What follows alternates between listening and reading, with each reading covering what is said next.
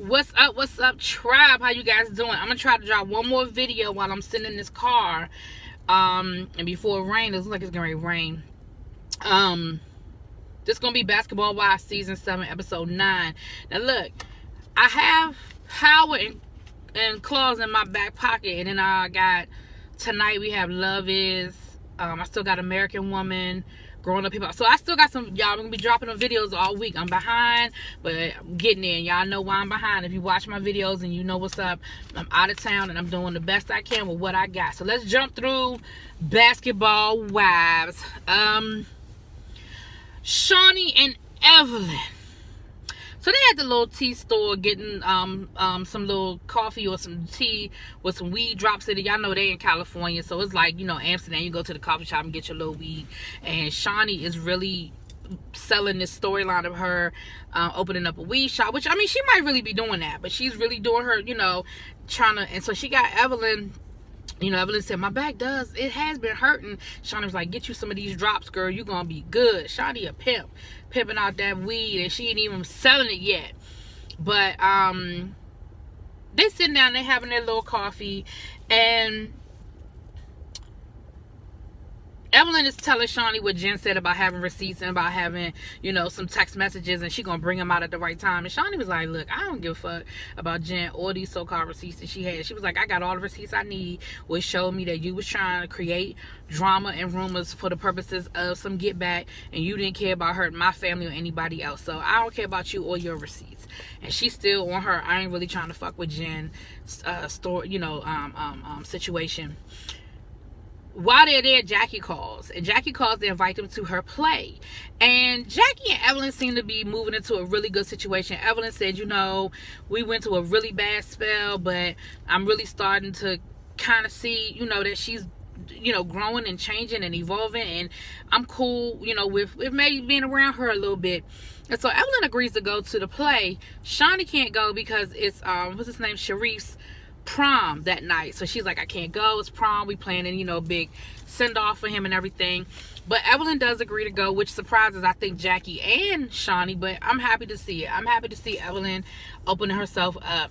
The play is about domestic violence. It's based on the truth. The person who wrote the play is based on her story. And so, you know, remember, Jackie said that she's done acting in the past and she really wants to get more into acting. So this is a good thing for her. Unfortunately, we had some bad. This is like the third reality show we've had a real death.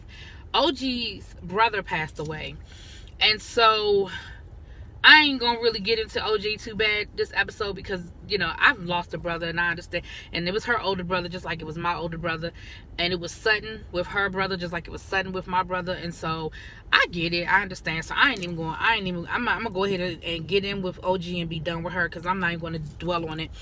We see the scene with her and her family, and they're grieving, and, you know, she's Nigerian, so you see her really tapping into her Nigerian roots and traditions and how they come together as a community when there's a death in the family. You see them breaking bread together. You see them share a song.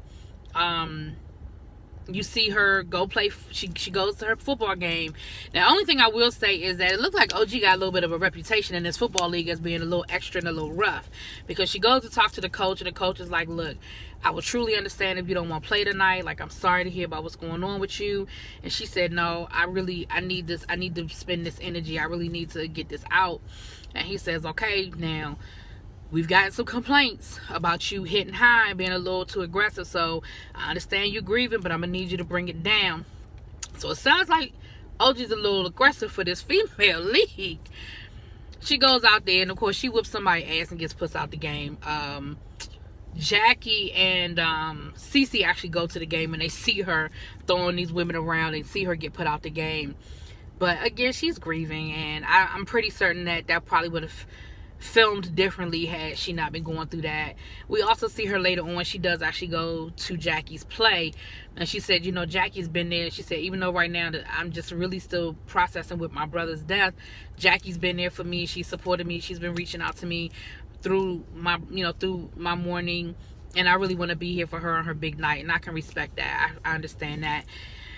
The thing, we see Kristen and OG, they don't have no love lost between them, but Kristen sees that something's wrong with OG, and she kind of says, "Are you okay?" And OG said, "I lost my brother, and I'm just really kind of struggling right now." And Kristen takes her into the bathroom and just kind of gives her a little talk. And she says, all that stuff between us, that's out the window. This is way more important than any beef, any bullshit that we've been dealing with. And so, if you need anything, you let me know. And they, they have a moment. She gives her some tissue, helps her kind of get herself together. And, but I can respect that. I can respect that, Kristen, because sometimes shit is just bigger. Like I say that all the time on these videos, when reality meets the reality show, you know what I'm saying? And that just throws the rest of this stuff out the window. All right, Tammy's talking to Reggie, and Tammy says, "Look, I feel bad. I went too far. Now you need to tell Evelyn that." And I ain't gonna dwell on that no more. If you know you went too far, and you feel bad, and even though your reason for doing it, I understand where it's coming from, but if you know that you went too far, you need to let Evelyn know you went too far. That don't mean y'all gotta be friends, and I don't even mean Evelyn gotta accept your apology, because again, you don't give the apology with the condition that it's accepted. You just give the apology on the hopes that it's accepted. But you do need to apologize to this woman since you acknowledge it. But she went on to talk to Reggie again about how she just feels like she's never enough, and how no matter what she does, these women will never see her as an equal, and that's where the frustration is coming from. And to that, I say to you, Tammy, fuck them. And move on. You weren't going to come back to the show because you got Bonnet Chronicles and all these other things going on. I say focus on those projects. Don't burn the bridge, because you never know if you got to walk back over it. But respectfully, let Shawty know, look, my schedule is just a little bit busy right now. I want to try these other projects, and I probably won't be able to come back or film. And you move on, and you put yourself in a positive place. You focus on you and Reggie and y'all marriage. You focus on Bonnet Chronicles. You focus on these other things you have going on. I saw you starting another series. You're doing some acting. You're starring on a show. Focus on that, boo. Because you can't make nobody love you. You can't make nobody accept you. And if these women have made it clear that they will never see you as an equal, there's nothing more you can do. Nothing more you can do. Okay. We see Jackie going back to therapy.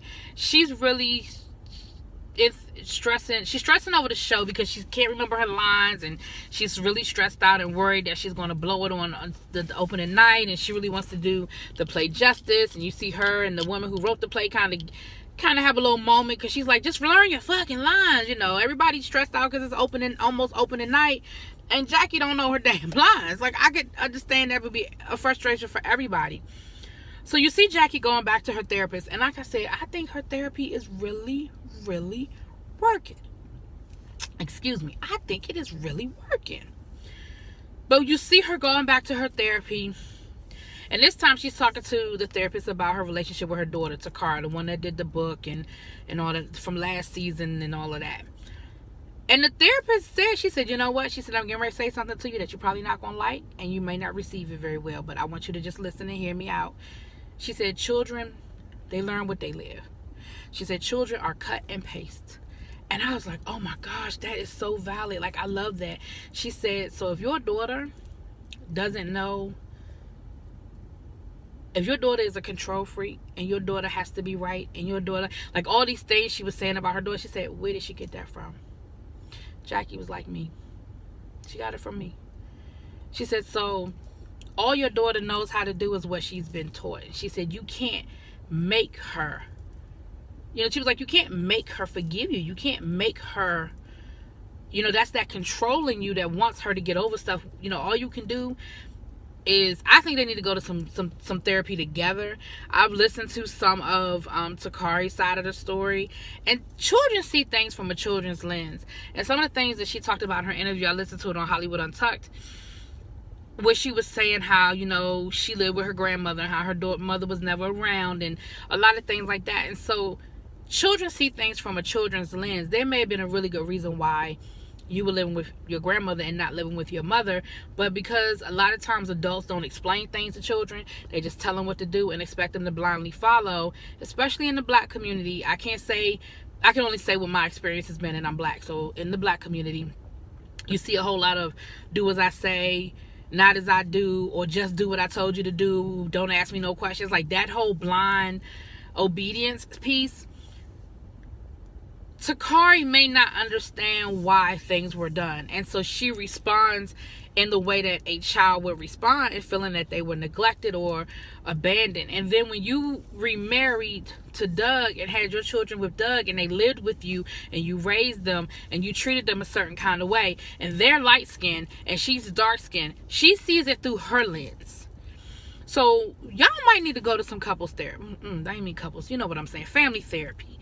But I think the therapist did a really good job of getting you to understand that you can't make it happen, and you can't be angry from the point of view of Takari having her opinion. Now, you could be angry at the tell-all book or whatever, but even that is the way she's expressing her pain, right?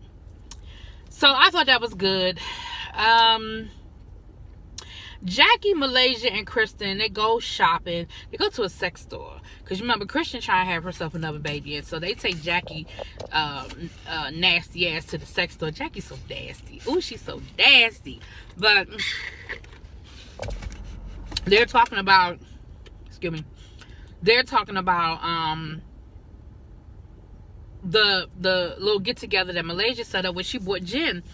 And they were like, why the fuck would you bring Jen to that? Like, the purpose of that was for you and Cece to talk. Why did you feel like you needed to bring Jen? Because Jen was part of the problem.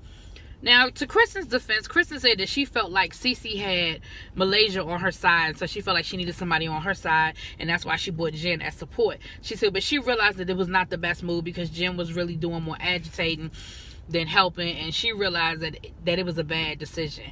And you know, Kristen's thing was, look, me and Cece gonna work this out. We family. We're gonna talk. We're gonna work this out. It's gonna work itself out. But I know that I shouldn't have bought Jen. And Malaysia is like, look, it's more than you shouldn't have bought Jen. Don't trust Jen. Don't listen to Jen. Jen is a liar. Jen is a manipulator. Like, she's telling her, look, Jen's a liar and a manipulator. This is more than just don't bring Jen around. Don't be Jen's friend. So Kristen, I think, was listening a little bit. And when Cece was in that earlier scene with Jackie at the football game, she said that, you know, I've been around Kristen and we see each other and we're respectful, but right now we ain't got a whole lot to say to each other. So we'll see. Jackie, okay, let's get to Jackie. I think we almost, alright, we're at the play now. Evelyn, Jen, and Kristen are at the play. They're sitting down. Malaysia comes in and she got Zell Swag with her. If y'all looked at Love and Hip Hop Hollywood last season, y'all know who Zell Swag is. Zell Swag is extra. Zell Swag, I didn't like him on Hollywood. I didn't like him last season. I felt like he was an instigator and he was extra. And he was extra and the instigator last night too on the episode, because Malaysia sat by herself because she was like, she didn't want to be around Jennifer. She didn't want to be over there. She was like, I can't be fake. I don't want to sit with her and kiki and ha and laugh and none of that other shit. Let them be over there. I'll sit over here. I'm here to support Jackie. I don't need to be sitting with them.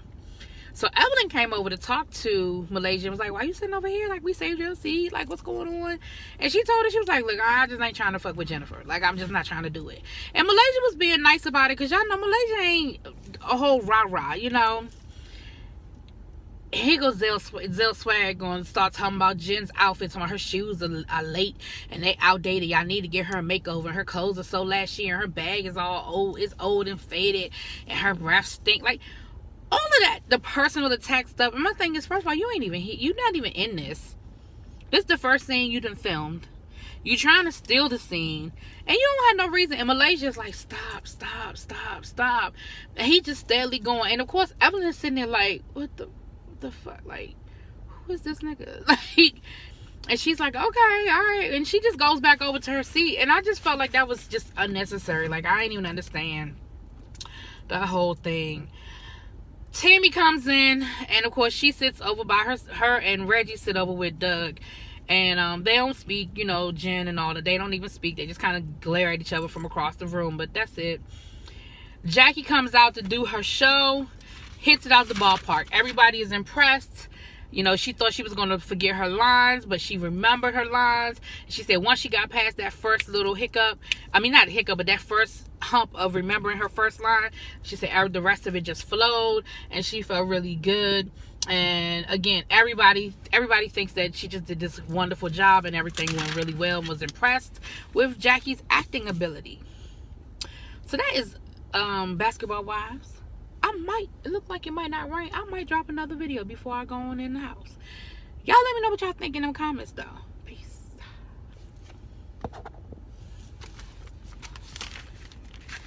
Oh, I thought I hit the, okay.